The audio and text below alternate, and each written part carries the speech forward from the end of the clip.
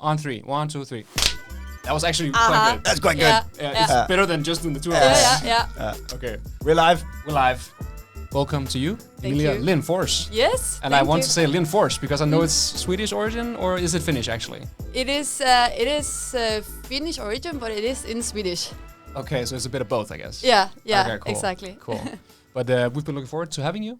It's our first subscription-based business. Obviously, you do a bit of both, but it's nonetheless super interesting case and a lovely profile for you to have as well.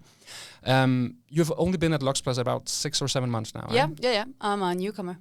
Perfect. So perhaps the best point of departure would be like in these initial 6 months, like what has been like the primary focus for you? Like when you landed in a business like this, where obviously you have a background from Goodiebox. Yeah. Quite similar business, but what has been like the primary focus point for you? Definitely the membership, bringing it up on a new level in the membership. So I think we are a membership club. We are a subscription, right? So that is our main focus. But we're also an e-commerce. And before it's been more focused on the e-commerce, and now we're really trying to step into this like membership journey and focus more on that. So that has been definitely the priority. Okay. Yeah. And is it like very similar for you to land in this new organization and you know exactly where everything is, or has it been like a sort of tumultuous entrance? I both, because I think that it's beauty industry and it's subscription, so it's easy in that sense, or it's like it feels like home. Okay. Because I've been doing it for a few years, but there is always new things, and there is always, but you know the basic. There's always new terms, and in the beginning you're like, yeah, I know these terms, and then you'll be like, you're faking it until you're like, oh, that term, yeah, we used to call it like this, but okay. I think it's quite homey. Okay. For me. I think it's been a lot more clean than my role or my entrance in fintech, which is like, okay, what are you saying right now? Yeah. Marketing straight jump to fintech. Yeah, it's kind of a. But anyways, Luxplus, can you just give a brief like overview of the business model, the business itself, target group, markets, etc.? Yeah. So it was founded in I think 2013, 2014 by Peter and Martin. Yeah, thank you.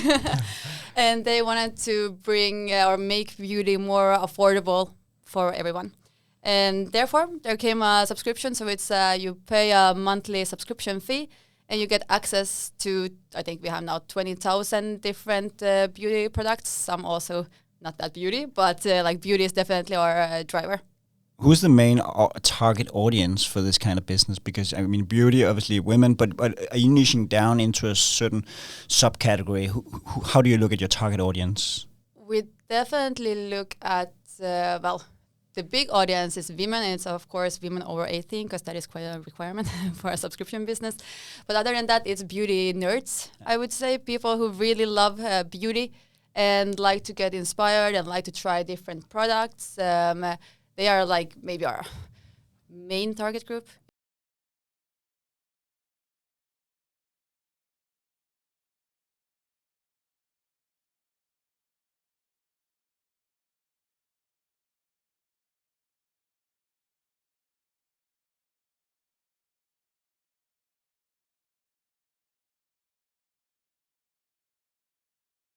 It is at least like Try to describe maybe the user journey as you see it as of now. Like, I mean, you combined a subscription business with an e-commerce business. So I guess people sign up, they become a member, they buy something, probably wait a few months until they rebuy something.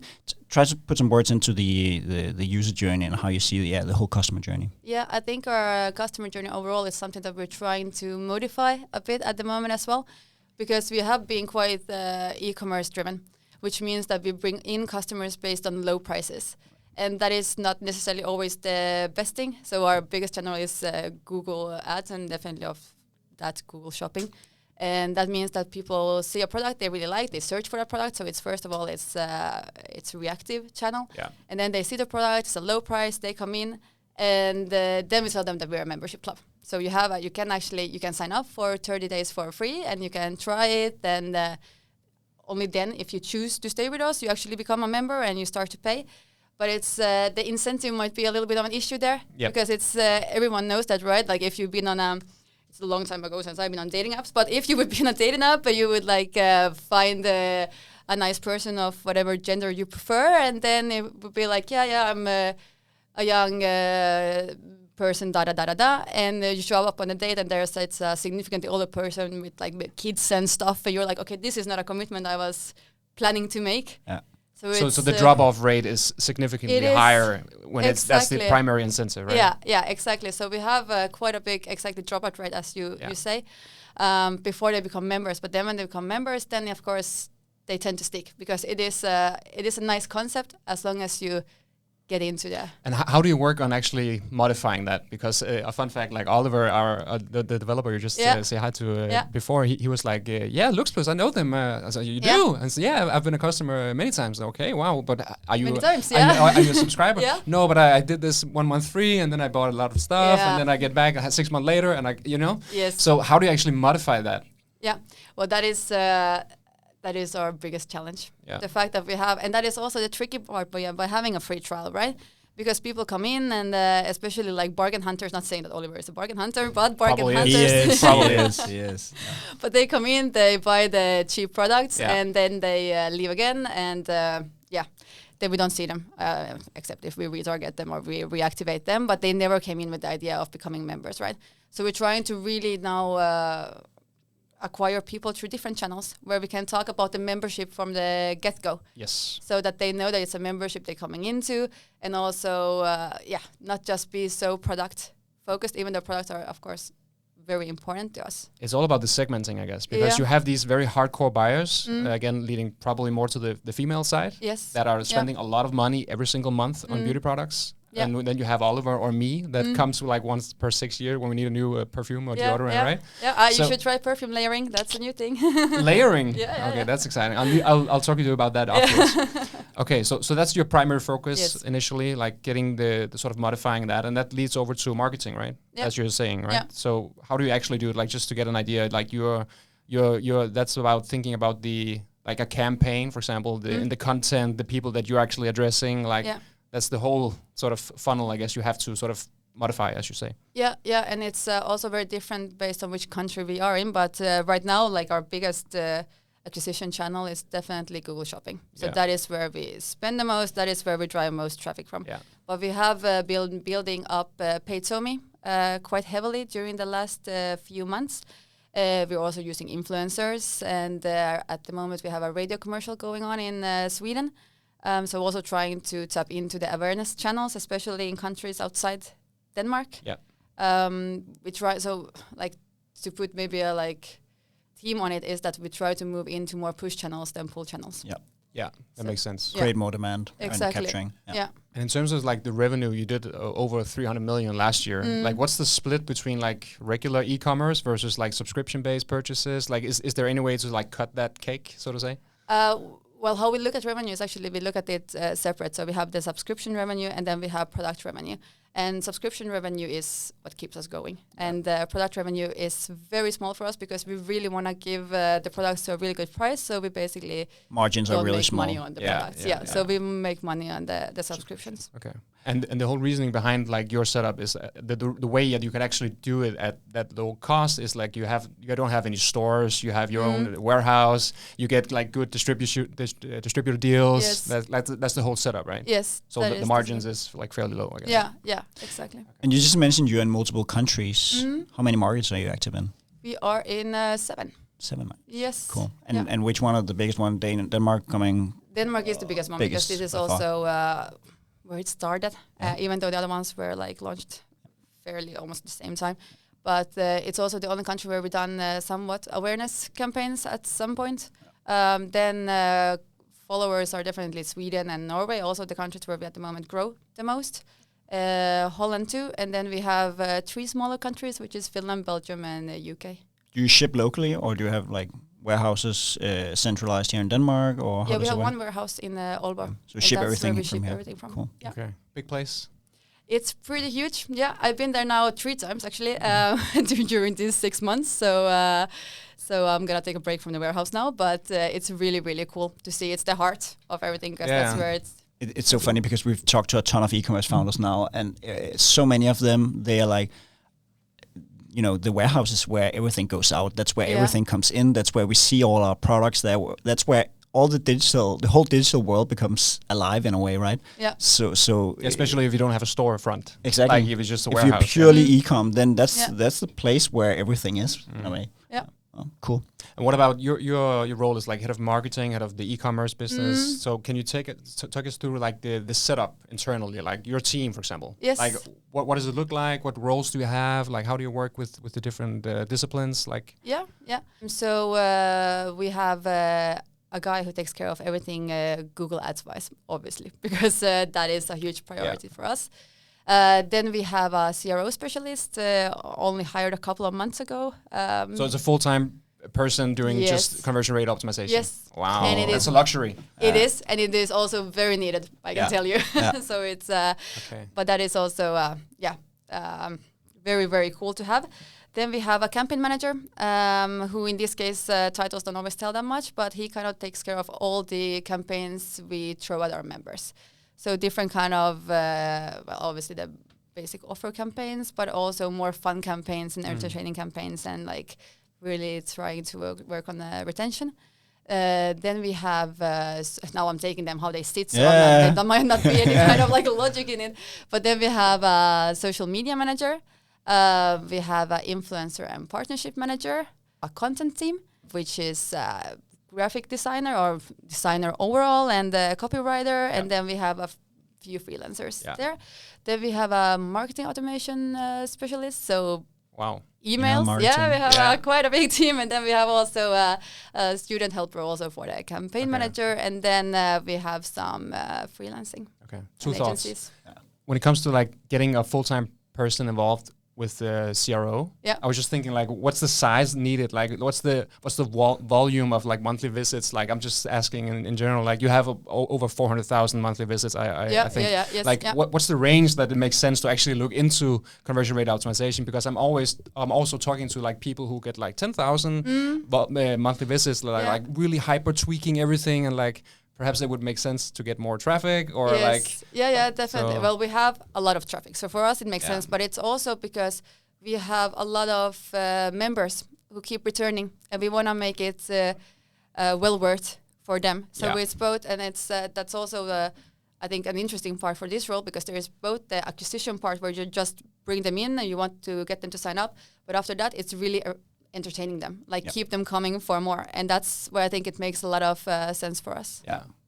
I think what we also wanted to talk about is like this management, like managing like marketeers, like, and obviously you're fairly new in Luxplus, but like, has there been any, like you mentioned initially, like your focus point initially was to focus on the subscription. What about getting into a team, like a completely new team, in terms of like managing them, and like, has there been any takeaways or any things that you've been like focusing on? And that's a very broad question. It's like, what's your philosophy to management? Yeah, exactly.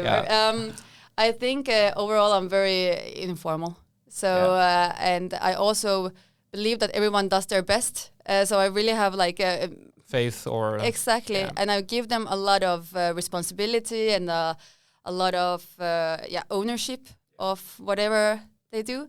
And then of course things happen. And things always go wrong, and that's also like part of it. That's also okay. It's so okay to fail, because if we don't fail, we don't learn, right? And if you even can call it a failure, like people want to call it learning, and whatever. But you get the point. Like it's stuff happens. Yeah. So I think that's the most important. For me, it's really, really important to create this feeling of like a team. So it doesn't really matter what you sit with. It's you still get support from everyone else, and you can ask around. But at the same time, it's also really important for me that you own your area. So that is like, you're the master of that.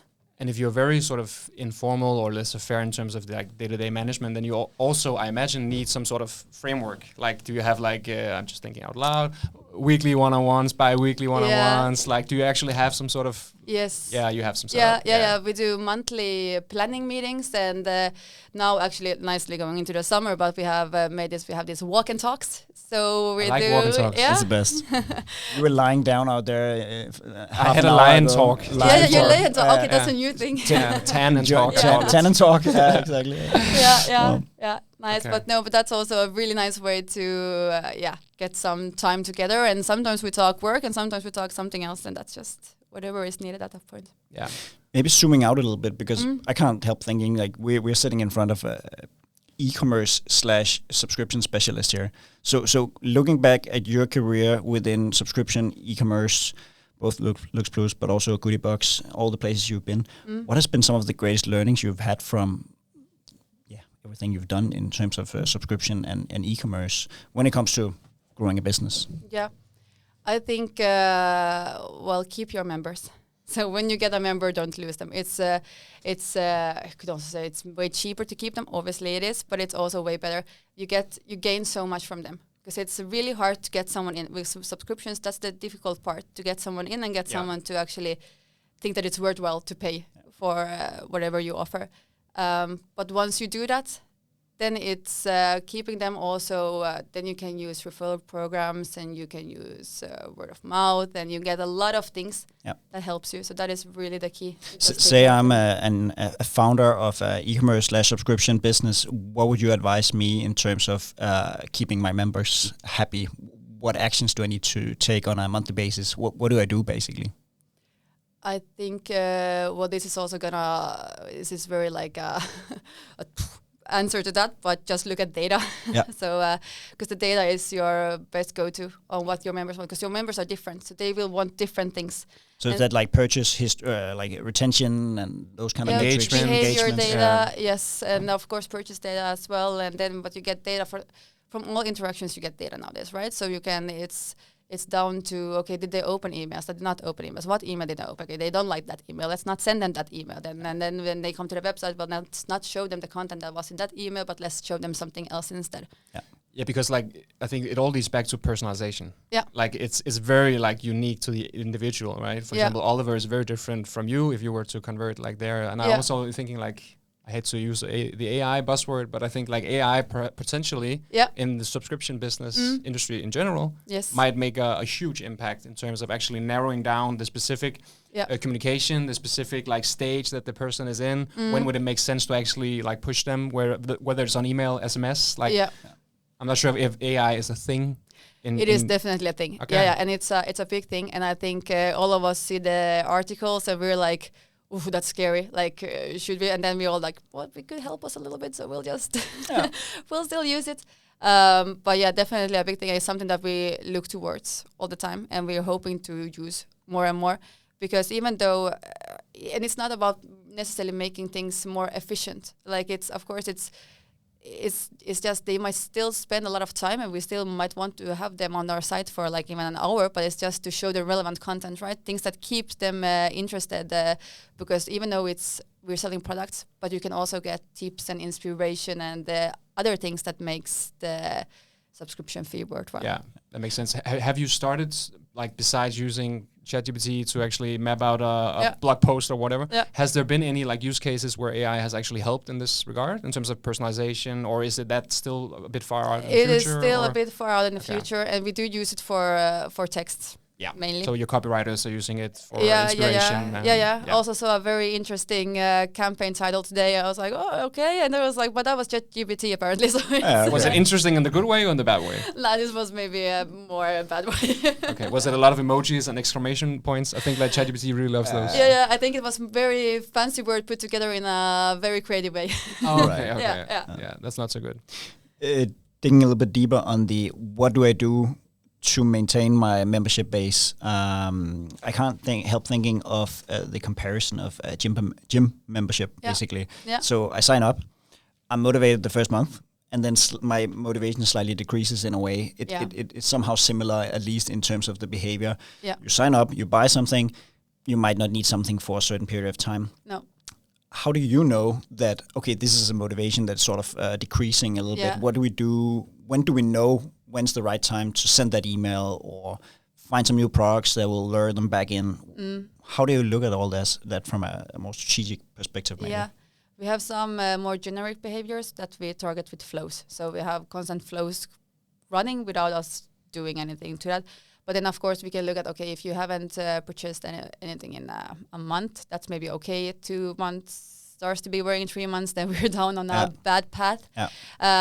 But at the same time, we combine that to site visits. So if you haven't bought anything, but you've been on our site all the time, and you still haven't churned, then it's maybe not that bad. Right? No, yeah. No.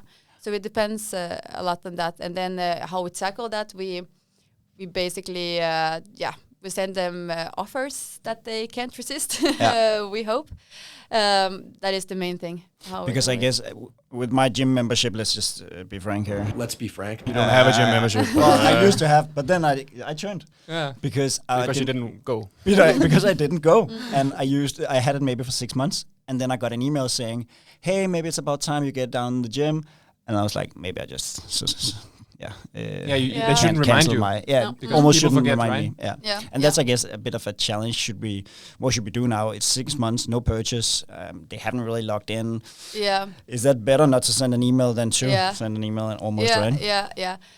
Well, you don't really want to keep members that don't want to be with you, right? That is like that's the base rule. Exactly. It's and of course nudging them isn't necessarily always a good thing, but still we do want to be ethical, right? So if you don't want to be members with us, then you should go and spend your money somewhere else. So rather try to get them to buy something and get some value out of the subscription rather than just be silent, basically. Yeah, exactly. Yeah. We're sort of going in a different directions, but I can't help but thinking in terms of, let's say that they do churn.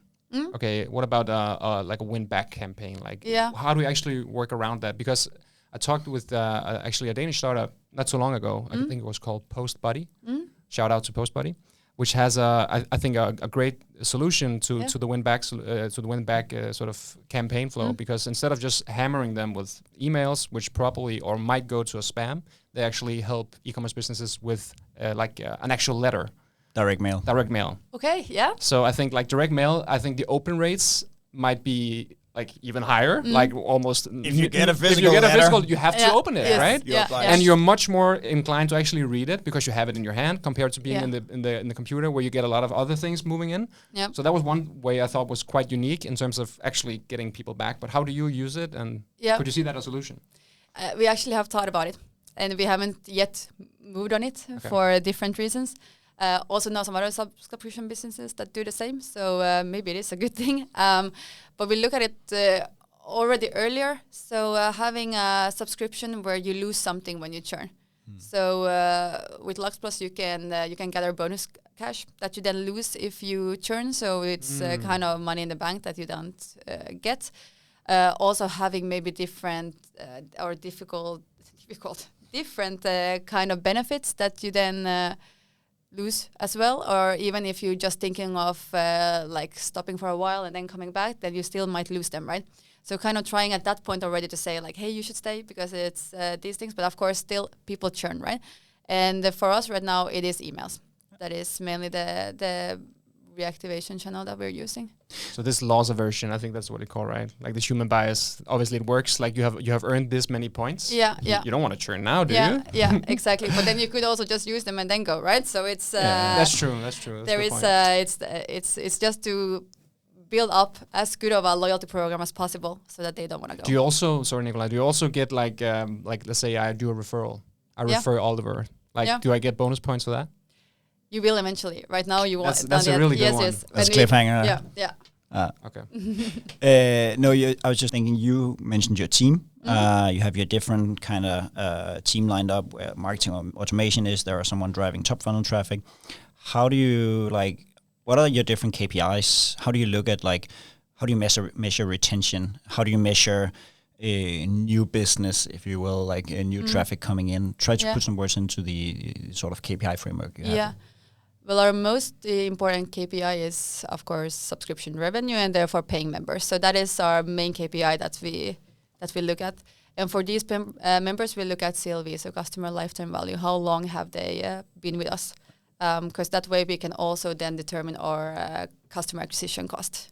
Because we want to, of course, get our money back as soon as possible after we have put them out there. So that is kind of the flow for the subscription. Then we also look at product revenue. That is both for our brands, because of course we work together with a bunch of different brands so that we can actually offer the products, and they want to see some revenue. So the revenue both goes back to them to show our performance to them, but it also tells us if we are attractive enough for our members. So do they like our product? Of course, we want them to spend with us because that means that they get something out of their membership. And on top of that, we also look at not necessarily, because then you see revenue, right? Then you can also be like, okay, then it depends on how expensive products did you buy. But then we look at purchase frequency and also average order value. But that is a little bit tricky one because you want to find a sweet spot there. Yeah. And what about in terms of, because I can't help but thinking in terms of when you have a subscription business, like doing cohort analysis and stuff like that, do you also do that? Because then it gives a good overview in terms of, okay, these channels are providing this amount of retention, these purchase amounts, etc. You can actually like segment it quite like granularly to actually get a good overview. Yeah, exactly. We're actually currently in a quite big data project where we're trying to gather as much data exactly to build these kind of cohorts. We have also just we're feeding in the Google data into our business intelligence so that we can map it and see that, okay, which channels have the highest CLV, because of course there we can spend a bit more and that makes more sense. Okay, I think like we talked before your game, like 5 or 6 years ago, like subscription-based businesses was just all the rage. Like every single Danish startup was just a new subscription base. Yeah. Then it was for dogs, it was for babies, it was for guys, it was for women. Like it was just everywhere. Mm-hmm. And I think it has begun to like stagnate a little bit in terms of like fewer like companies actually starting up in that area, fewer succeeding. And then there are the big ones like you and Goodiebox and the ones that actually make it. Yeah. So like the first question I'm thinking about, like, what is your verdict on like subscription-based business in general? Yeah. As per 2024, and also like, what do you think it would take to, let's say, Nikolai and me want to start, and Felix perhaps, we want to start a subscription-based business tomorrow? Like, what would be like the success criteria? I think for subscription you do. I think the reason also why subscriptions die a bit nowadays, or it doesn't work as well or as good as it did before, is that people are more aware, right? It's also a hype on social medias now to really consider your finances and where spend can you less save. Actually, right? Exactly, yeah. And also the situation in the world and everything, like everything impacted. So you need to, well, first of all, you need to find your group of people, your target audience that you speak to. And in our case, we're actually trying to justify your subscription fee in the sense that you actually save money with it. So when you pay this, you get free delivery, and then you get a bunch of free products, cheap products or affordable products. So it actually makes sense. You actually save. The other way to go is that you just tap into a dream, like maybe a fitness dream. So you're telling them this is who you want to be and this is what you want. Because I also think like, is it if it's health in the like more fitness kind of, or is mental health? Both of those are like a dream of something better, right? Yep. And then there's probably a lot of other things that you can do subscription-wise, more niche, but I think those are the main groups. That's actually in the top of Maslow's hierarchy of needs. If you don't know that, it's called self-actualization. Remember, and that's the top. That's the utmost And where the monetary, like, I saved this much on my beauty products. Yeah, that's it. That's it. Pretty high up. That was what he was talking about. No, it's interesting because it's always so easy to not easy necessarily, but show the monetary value of something, right? So I can show you how much you've saved. I can show you how much you'll make. Yeah, all that kind of stuff, and that's probably a very clear way of demonstrating the value of the subscription, right? You've bought this many products for this price. Yeah. You would have had to pay this if you were not a member, or if you were going to an ordinary shop in a way, right? Yeah. Everyone does it. Like if you go to Matas, if you go to Magasin, they all have a club. Like everyone does it, right? Yes. And it says, you can save like 30% if you're. I just went to Magasin the other day, and they asked, do you have a goodie? They have some like an app or something. Yeah. I said no, but you can download it. Okay, sure. Yeah. I'll download and then you save it. Yes. Yeah, and then save it, right? Yeah. Completely. So, yeah. And what about, let's say we're actually doing this. We're actually doing. We're launching. We're launching tomorrow. Yeah. Yep. We don't know what we're selling yet. Nope. But let's say it's beauty. It's for men. Yeah. In terms of curating like the products, actually finding like distributors or like brands that we can actually put on board in our subscription business. Like, how does that practical work? Like, how do you actually attract them? Yeah. What does the agreement looks like? I know it's a bit of a big question, but like, how does it work? Yeah, it's a big question, especially for me, because at Luxplus is the buying department that basically curates the product. So I don't know exactly the details. You have thousands of products, right? Exactly. 20,000. But it comes down to good relationships, right, with the distributors, like, and also finding the right products, doing good deals. You have to also have a business that is interesting for them, and we have a bunch of beauty lovers. So you get access to a target group that is already there. Like they want to spend on this. They have chosen that beauty is like a priority for them. So it's quite unique. And other than that, we also try to really look at trends, because we do want to provide the best and newest products. And last year it was about this time of the year that we jumped on K-beauty. Korean beauty. Korean you look beauty? like, yeah. I know what it is. I know what it is. It's very clean, very minimalist. I think. And it's classy. very, very good. Yeah. And I think so. We were able to jump on that train very early on, which also, we had a very good path with that. Now we can see it more and more everywhere. So it's becoming more mainstream. But really finding those trends. Yeah.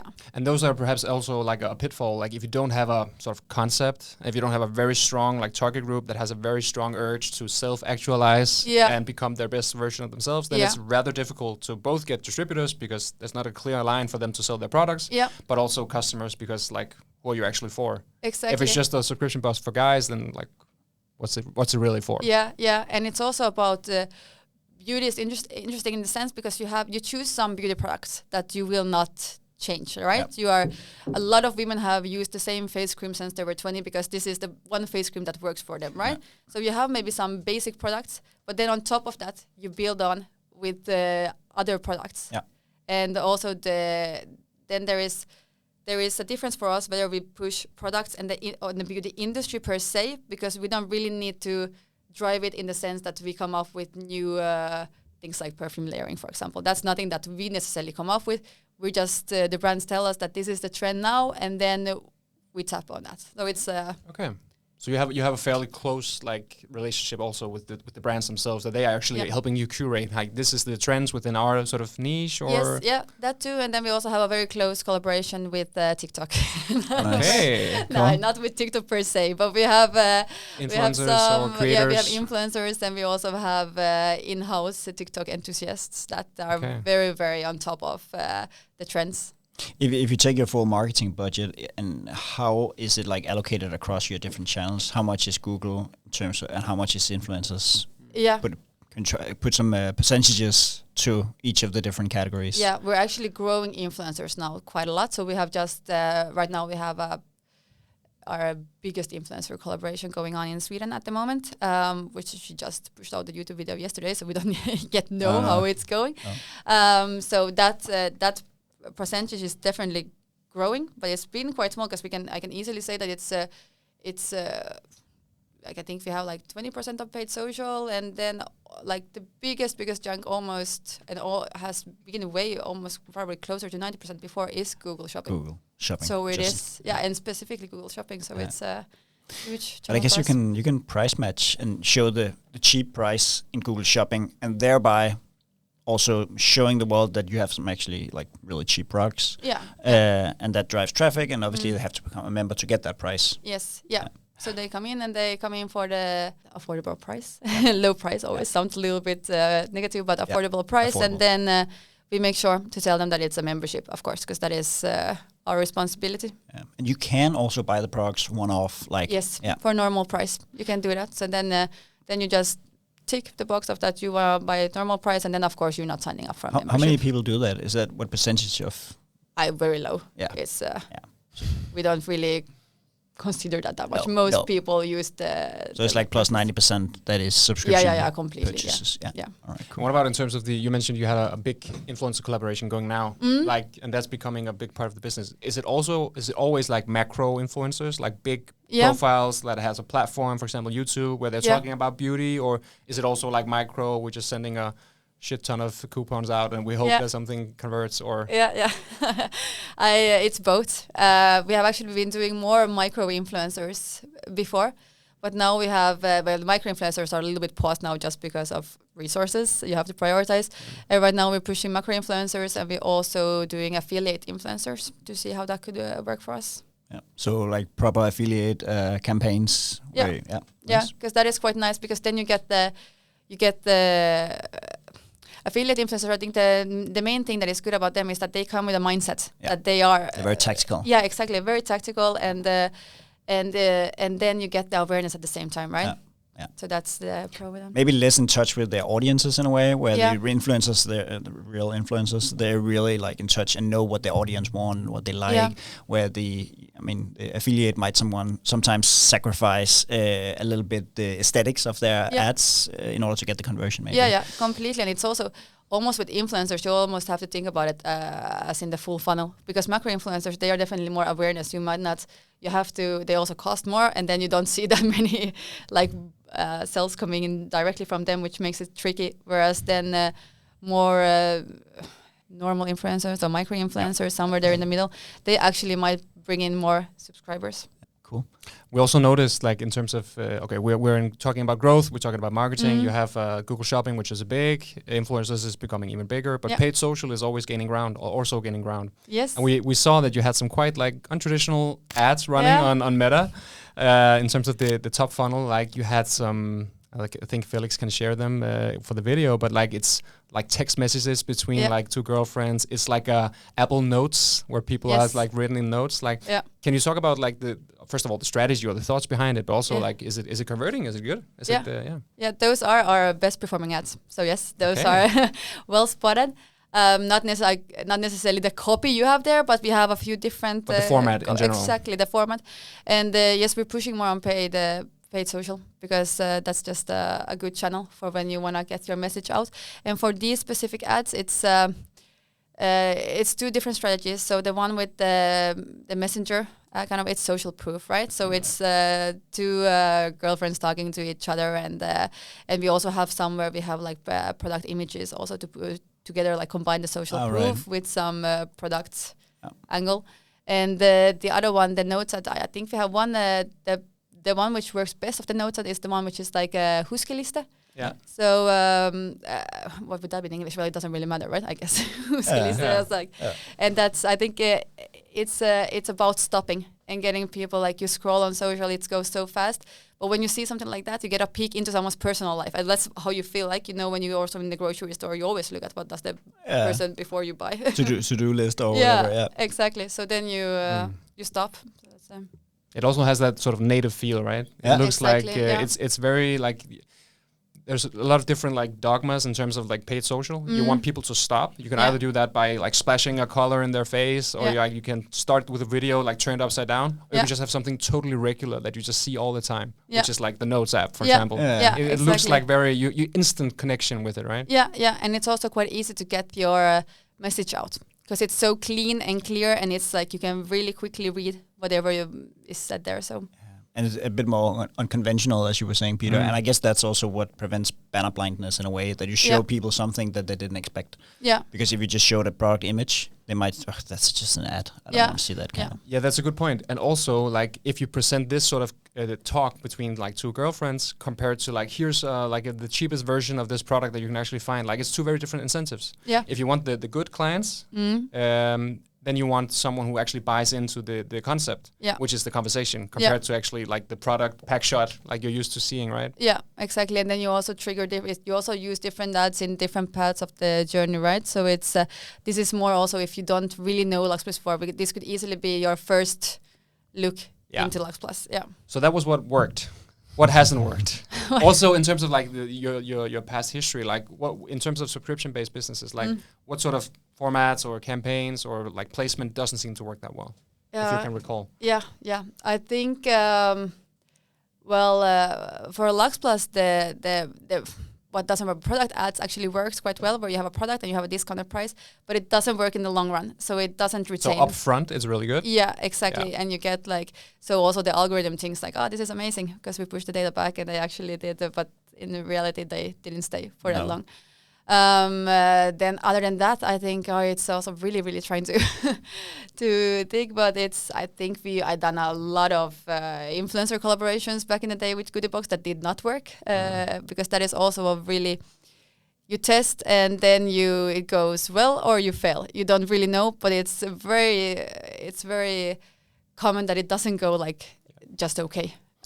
I think more e-commerce businesses should actually think about their business as a subscription business, because it's so expensive to get new customers.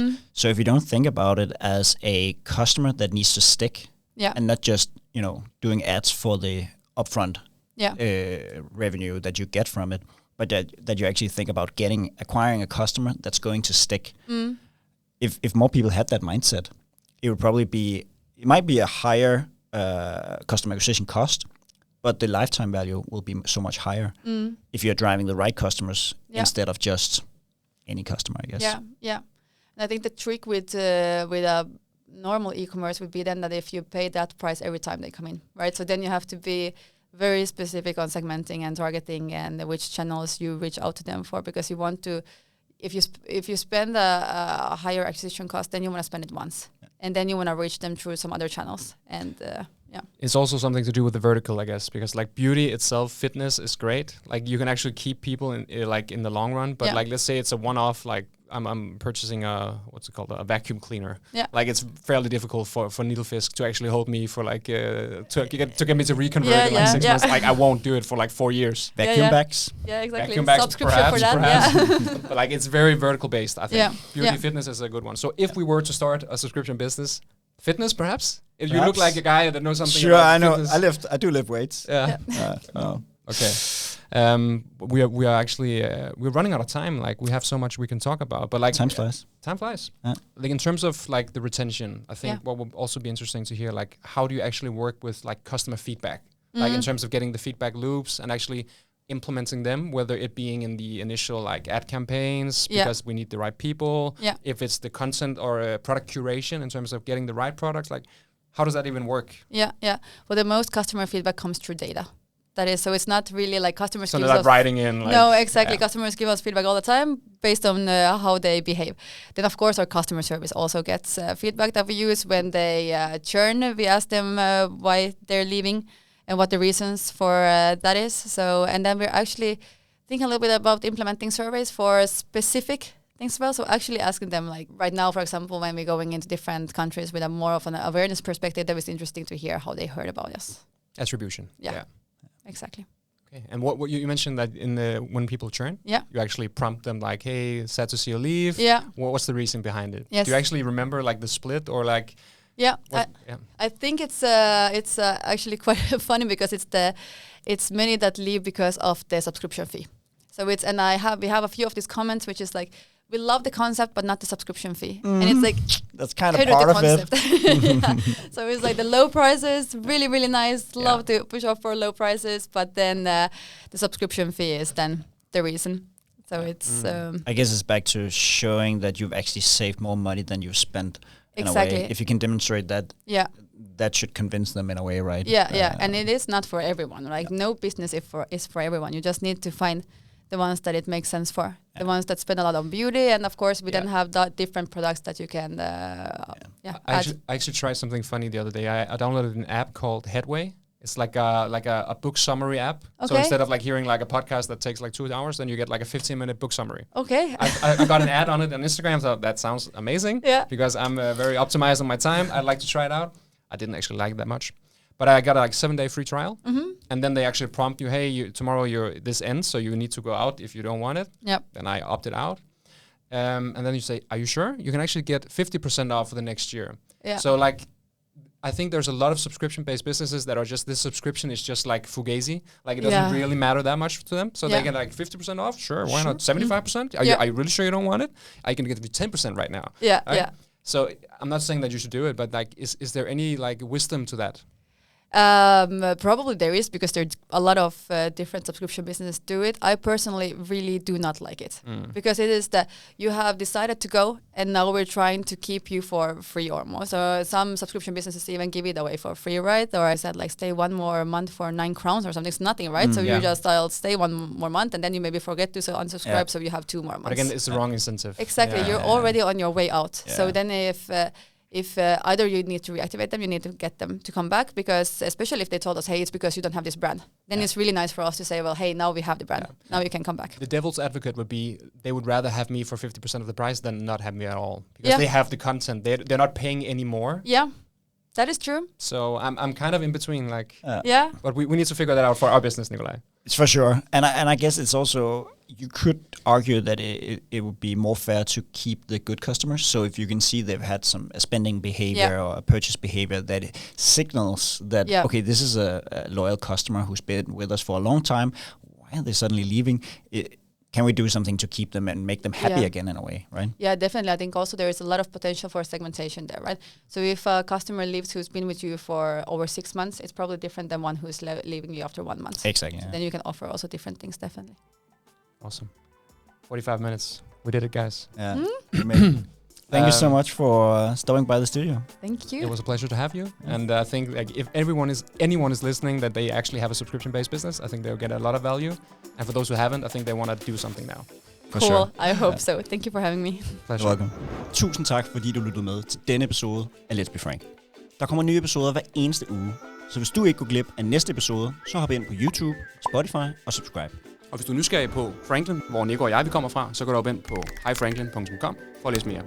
Vi ses i næste episode af Let's Be Frank.